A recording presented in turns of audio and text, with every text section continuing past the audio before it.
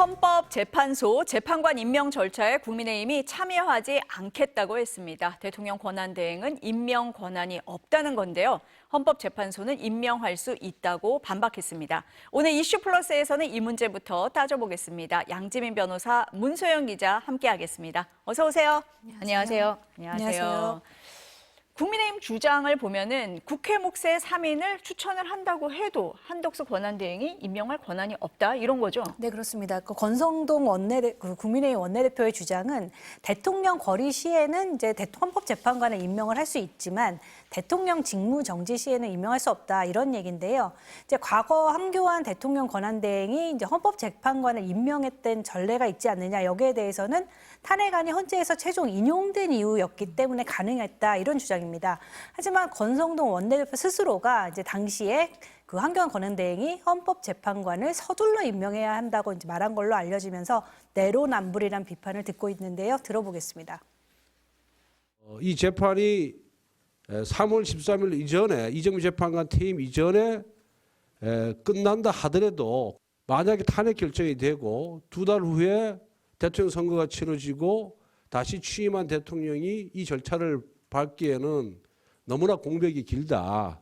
이정미 재판관 후임은 대법원장이 추천하고 대통령이 임명하는 구조고 이때의 대통령의 임명권은 형식적 임명권에 불과하고 실질적 임명권은 대법원장이 갖고 있습니다.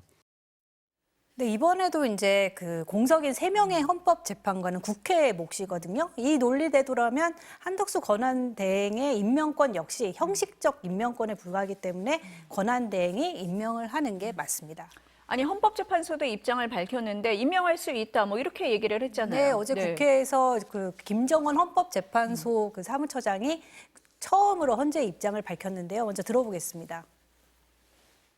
대통령 권한대행이 그 재판소 재판관에 대한 임명권은 행사할 수 있다고 저희들은 생각하고 있습니다. 특히 저도 그 말씀에 동의합니다.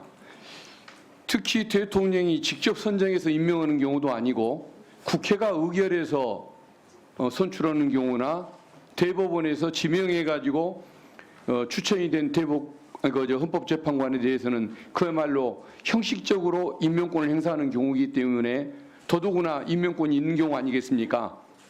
그렇게 생각하고 있습니다.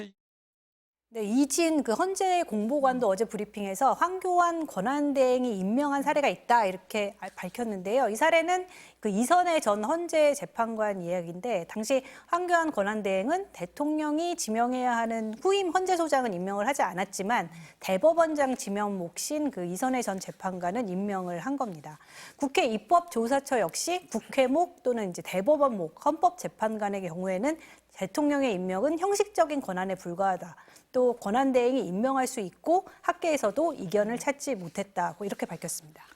네, 변호사님 지금 이제 여야가 헌법재판관 3명을 후보를 이제 추천을 한 상태인데 이 3명의 후보도 임명 가능하다 이렇게 얘기를 했어요. 그리고 또 한 분은 오히려 임명권을 행사하지 않는 게 위헌 소지가 있다 이런 얘기도 했습니다. 법적으로 어떻습니까? 일단 지금 법적인 부분에서만 접근을 해보자면 사실 권한대행은 대통령이 직무가 정지가 됐을 때 정당한 직무 수행이 불가능할 때 대통령이 행사할 수 있는 모든 권한에 대해서 승계받는다라고 보는 것이 맞습니다. 그러한 권한에는요, 국군 통수권은 물론이고요, 비준을 조약 체결을 하고 그리고 조약을 체결하고 비준할 수 있는 권리라든지 아니면 사면이라든지 복권에 대해서도 결정할 수 있는 권리도 다 포함되는 것이고 공무원에 대한 임명권도 포함이 됩니다. 그래서 사실은 법적인 부분에서만 접근을 해보자면 조항상으로 어떠한 제한이라든지 제약이 없기 때문에 대통령이 가지는 헌법재판소 재판관에 대한 그러한 임명권을 가진다라고 보는 것이 맞는 것이고요. 다만 정치적인 접근은 좀 다를 수가 있겠죠. 그리고 지금 한 후보자의 이야기가 오히려 임명하지 않는 것이 이것이 위헌의 소지가 있다라고 이야기를 한 것은 권한대행은 어쨌든 대통령이 헌법상에 가지는 그 권리에 대해서 모두 다 승계를 받아서 현상 유지를 유지해야 되는 의무가 있다라고 볼 수가 있기 때문에 그것에 대해서 방기하고 본인이 그러한 헌법적인 소임을 다하지 않는 것 그 자체로서 위헌이자 본인에 대한 직무 유기가 될 수 있다라는 취지의 발언으로 보입니다. 근데 문 기자 이제 그럼 대통령 권한 대행의 권한이 어디까지냐 이 얘기를 할 때 지금 거부권, 제2예고권도 얘기가 많이 나옵니다. 네. 어떻습니까? 네, 이제 야당이 단독 처리한 그 양곡관리법, 그 같은 이제 농업사법과 국회 증언감정법, 국회법 개정안 이 6개 법안에 대해서 한덕수 권한대행이 거부권을 행사할 것인가, 뭐 앞서 뉴스에서도 많이 다루셨지만 이제 관심이 많이 쏠리고 있는데요. 양곡관리법은 이미 윤석열 대통령이 거부권을 행사를 했었고요. 다른 농업법들도 이제 시행이 될 경우 국가 재정에 부담이 크다는 이유로 이제 관련 부처들이 반대를 했었습니다. 국회 증언감정법 같은 경우는 이제 국회가 서류 제출이나 출석을 요구를 하면 거부할 수 없다. 이 내용이 골자인데요. 기업인이 해외 출장이나 질병 시에도 이제 국회에 원격으로 출석을 해야 하기 때문에 기업 활동을 위축시키고 영업기밀이 셀 수 있다. 이런 이유를 들면서 업계와 여당이 강력하게 반대를 하고 있는 법입니다.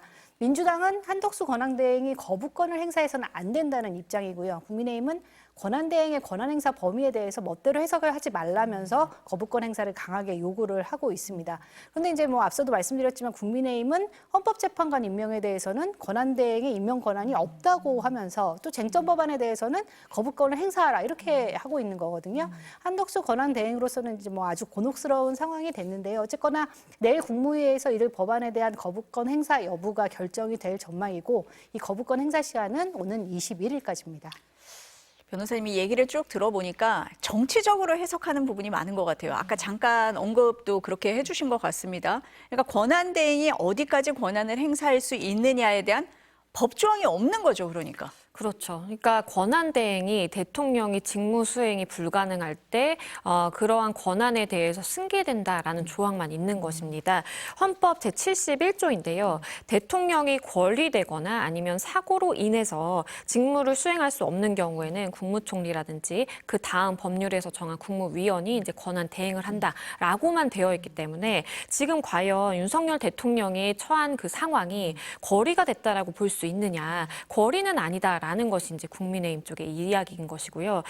다만 이러한 상황에 대해서 사실상의 직무 수행이 정지된 상황이기 때문에 이거는 사고로 인해서 직무 수행이 불가능한 경우에 해당하고 그렇다면 국무총리가 모두한 권한에 대해서 승계받는 것이니까 뭐 거부권이든 사실 다 포함해서 이제 권한 행사를 하는 것이 이제 맞다라는 이제 한 축이 있는 것입니다. 그렇기 때문에 사실 법조항이 객관적으로 존재하지만 모든 다양한 상황에 대해서 규정하는 것은 불가능하고 결국에는 해석이 개입될 여지밖에 없는 것인데 이러한 선례가 굉장히 많으면 우리가 판단하기 쉽겠지만 선례가 또 굉장히 제한적입니다. 그렇기 때문에 각 측에서 본인의 이제 이권을 좀 고려를 해서 사실상 많은 이야기가 나오는 것으로 보이고요.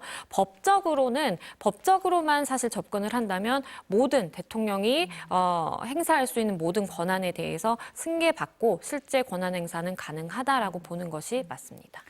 문 기자가 앞서서 잠깐 언급을 했는데 이제 정책적인 법안들에 대한 거부권 시한 21일이라고 얘기를 했어요. 근데 국민들이나 지금 이제 국회에서도 관심을 갖는 건 특검법 아니겠습니까? 네. 이것을 어떻게 처리하느냐에 따라서 한덕수 권한대행이 시험대에 올랐다. 뭐 이런 얘기까지 나와요. 네, 그렇습니다. 이제 일각에서는 이 내란 특검법과 김건희 특검법에 대해서 이제 한덕수 권한대행이 거부권을 행사하는지 이제 지켜본 뒤에 탄핵을 하게 될 거다. 뭐 이런 전망도 나오고 있는데요. 왜냐하면 양곡법 같은 경우 이제 뭐 이 6개 법안은 국민들이 뭐 내용을 정확히 모르는 경우도 많고 국회 증언감정법 같은 경우도 뭐 일부 언론에 따르면 민주당이 다시 한번 살펴보겠다고 했다. 뭐 이런 보도도 나오고 있습니다. 이거 아무래도 이제 역풍이 우려돼서 당장 탄핵에는 이제 신중한 자세를 보이고 있는 걸로 보이거든요.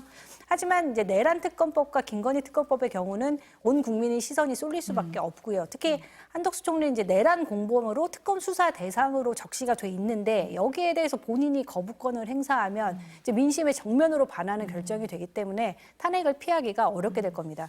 김건희 특검법 역시 마찬가지인데요. 이제 윤석열 대통령이 김건희 특검법에 대해서 3번이나 거부권을 행사를 했습니다. 그런데 이번에는 이제 국민의힘 반대 당론에도 불구하고 이탈표가 나와서 결국 통과가 된 건데 이걸 다시 권한대행이 거부할 경우 그 흑폭풍은 이제 뭐 상상하기 어렵고요. 본인 스스로도 감당하기 어려울 걸로 보입니다. 정부가 31일까지 이제 이걸 결정하겠다고 했는데 지켜봐야 될 것 같습니다. 어렵습니다, 변호사님. 네. 그래서 한쪽에서는 가장 소극적으로 현상 유지만 해야 된다. 한쪽에서는 아니다, 이거 적극적으로 해야 된다 이렇게 얘기를 하는데 앞서서 여기에 출연하셨던 패널들도 정책과 정치를 분리해야 된다라고 말씀하신 분들도 있고 아니다, 사안에 따라서 좀 경중을 둬야 된다 뭐 이런 말씀도 하십니다.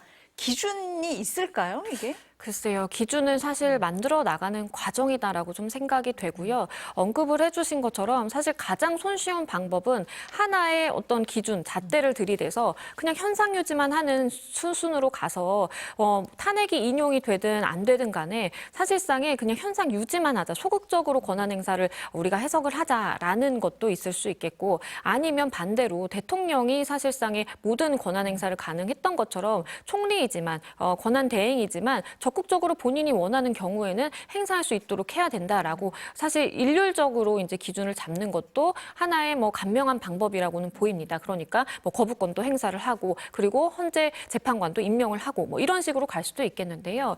개인적인 견해로는 사실 가장 중요한 것은 지금 어떻게 행동하는 것이 우리 국익에 가장 부합하는지를 좀 고려를 해야 된다라고 생각을 합니다. 왜냐하면 대통령 탄핵에 있어서 헌재 재판관들이 법에서 명시하는 모든 인원이 꾸려지지 않은 상황에서 물론 법적으로 6명이서 해도 문제는 없습니다만 하지만 우리 법의 원래 취지를 생각한다면 그것이 제대로 갖춰지지 않은 상황에서 헌재가 어쨌든 꾸역꾸역 판단을 이어간다라는 것은요. 나중에도 이에 대한 정당성의 문제 제기라든지 절차상의 문제 제기가 사실 있을 수 있다라고 보이기 때문에 사실은 그러한 가치를 에다 두는 것이냐에 따라서 달라지겠지만 한덕수 권한 대행이 생각을 해봤을 때 원칙을 사실 중시를 한다면 원칙상 법에 그렇게 되어 있으니 임명을 할 수도 있겠다라는 생각을 할 수도 있겠고요.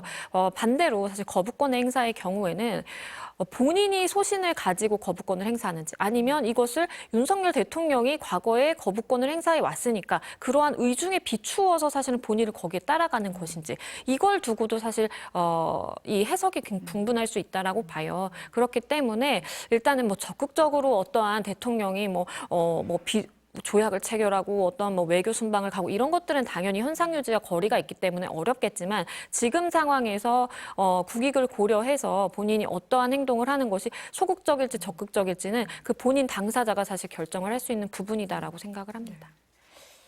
지금 이제 진행되는 걸 보면 우리가 계속 얘기를 하고 있지만 두 축이에요. 하나는 이제 탄핵 심판이 있고 하나는 수사가 있습니다.